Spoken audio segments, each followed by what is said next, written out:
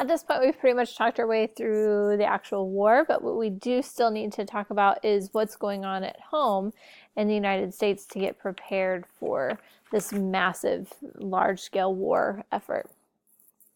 How they're going to do this is shifting the economy from producing consumer goods to war supplies. And in order to do that, Congress is going to give the president direct control of a lot of the economy. And what you're going to see is they're going to create these industries that control aspects of the American economy. The main one is the War Industries Board. It's the main regulatory body. They're going to urge mass production techniques and standardize products. They're led by Bernard Baruch. And what you're going to see from the War Industries Board is them kind of consolidating everything into only the necessities. So, you're going to try to eliminate waste as much as possible. And mass production techniques, they allow for the creation of things really quickly, almost kind of like assembly line techniques, but then you're going to take all of those parts and put them together elsewhere.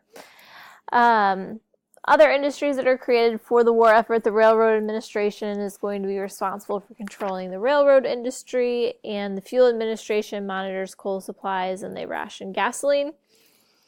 And conservation measures are going to be really big during World War I because we're trying to make sure that we have enough supplies and also food to send over to your troops and to the European people. So what Wilson initiates, he's going to declare that one day a week is going to be meatless, another is going to be sweetless, and then 2 days you're supposed to go wheatless. And then some other days would be porkless, and then restaurants are going to also start doing their best to conserve things. They might remove the sugar bowls from the table and, things like that. Homeowners actually plant victory gardens in their yards so that, they're growing their own food and not so much, like reserving what is left in stores for shipment out to Europe or soldiers and things like that. So, because of the way that we're going to be producing, because this war economy, it requires us to produce a lot of goods and done very quickly. And what we're going to see is all of that money that's going to be coming in from people working so hard is going to be undercut by the rising cost of food prices and housing costs. Their income is going to increase by about 20%, but it's not enough to combat the cost of actually living.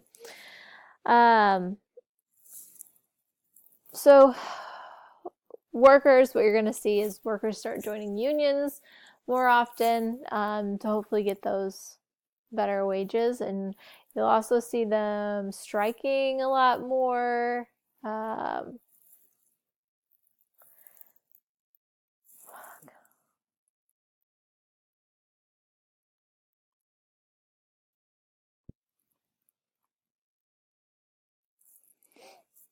Now that we've talked our way through World War I, we do still need to talk about what goes on the home front back in the United States to get everything ready for the war. Because World War I is such a mass effort and it requires a lot of resources, the economy is going to shift from producing consumer goods, so goods that are for everyday things, like everyday things that people are going to use. You have to switch it over to producing more and more war supplies instead of things that people need on a daily basis or want on a daily basis. And Congress is going to give the president direct control of a lot of the economy so that we can start creating as much as possible for the war. And the War Industries Board is the main regulatory body that's responsible for doing that. It's led by Bernard M. Baruch, and they're going to really help regulate production, and they're going to urge factories to start using mass production techniques and standardizing products. So what you'll see is almost kind of like an assembly line technique where you're producing as much as possible as quickly as possible. You're assembling all of these pieces in one location, and then you might ship the rest of the pieces off to, another location. Like if you're building a ship, for instance, they're gonna mass produce the pieces elsewhere and then take all of the pieces together to a shipyard and put them together instead of building them in the shipyard, and it's a longer process that way. The Railroad Administration is going to be responsible for controlling the railroads, and the Fuel Administration also it controls the output of fuel that we're using and heating oil and things like that. Conservation is a huge deal during World War I. People are going to start rationing. And Wilson's going to be really behind having certain days. You'll go without on certain days. And that could be one day you go without meat, one day you go without sugar, a couple days a week you go without bread or wheat products, and then 2 other days would be porkless. And what you'll see is restaurants are taking things off the tables and doing their best to conserve and ration food too. And the public's going to start building their own victory gardens so that they can grow their own food. So farmers are producing foods just for the war effort. With as much as people are working to produce for the war, their incomes rise, but the cost of living also increases. It increases faster than what their wages do. And that is going to be a problem because, well, if their cost of living is rising faster than their wages, then they're going to be in debt, which is going to create problems later, which leads us to the Great Depression. So it's coming. The National War Labor Board is meant to protect workers because what you'll see is these workers are upset by, the fact that their wages, while their increases, they're not enough to, survive on. And so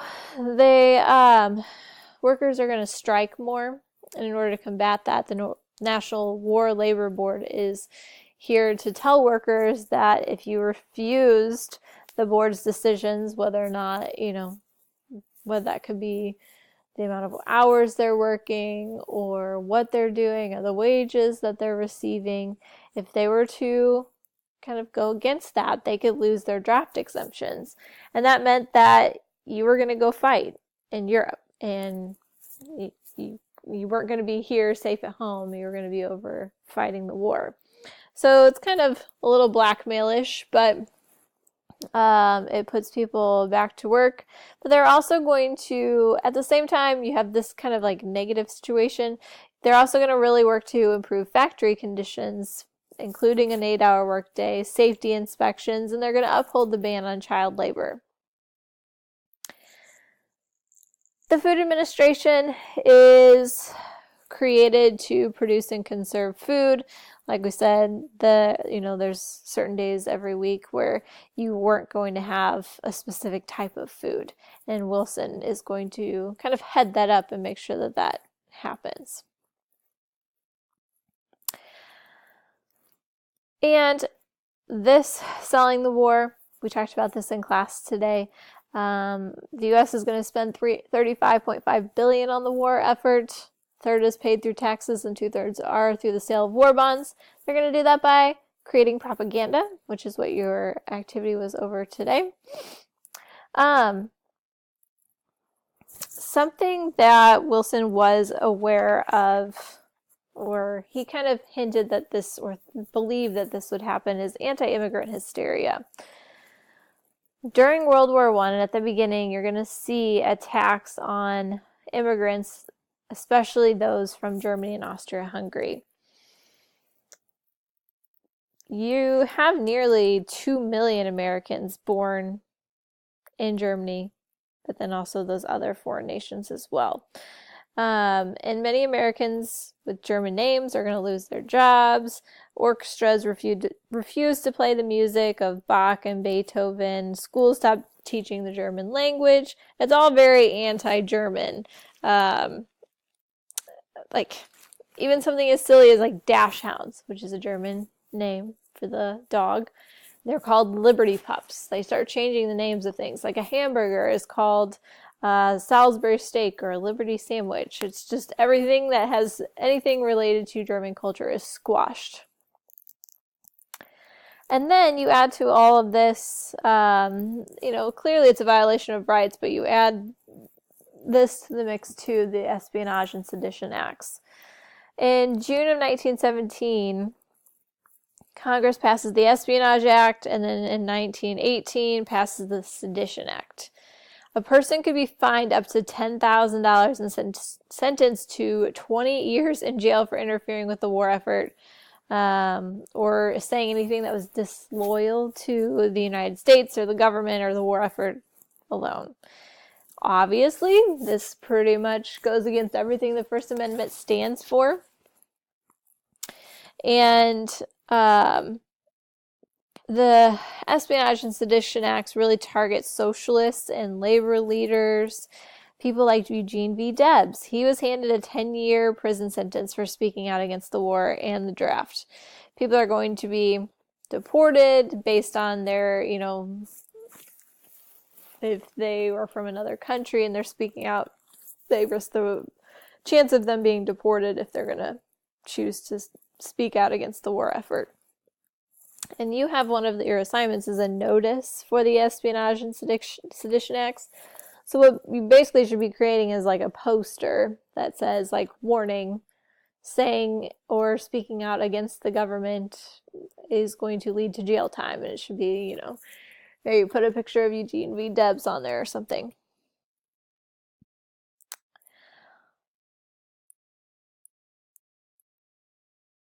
Skipped one, sorry.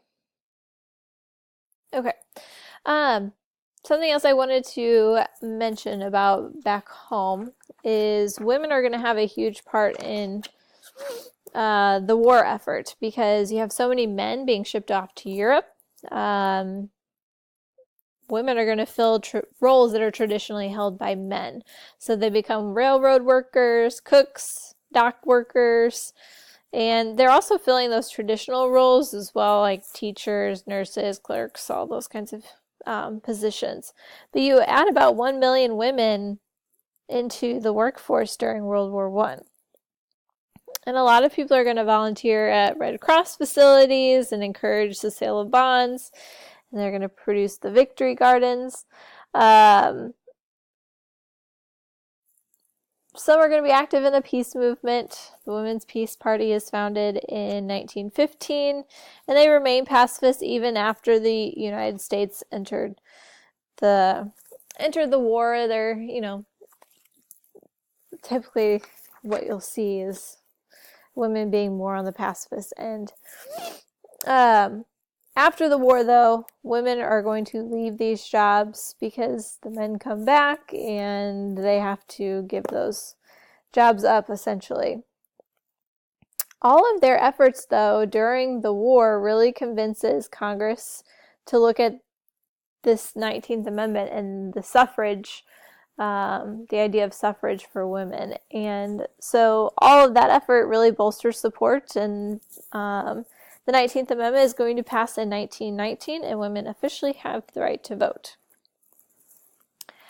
All right, so that is almost our second, I think it's about our second to last video for this lesson. So what you can take from this is you can write your original propaganda poster, your Espionage and Sedition Acts, and also kind of start talking about that home front interview that you still have to write from the American perspective.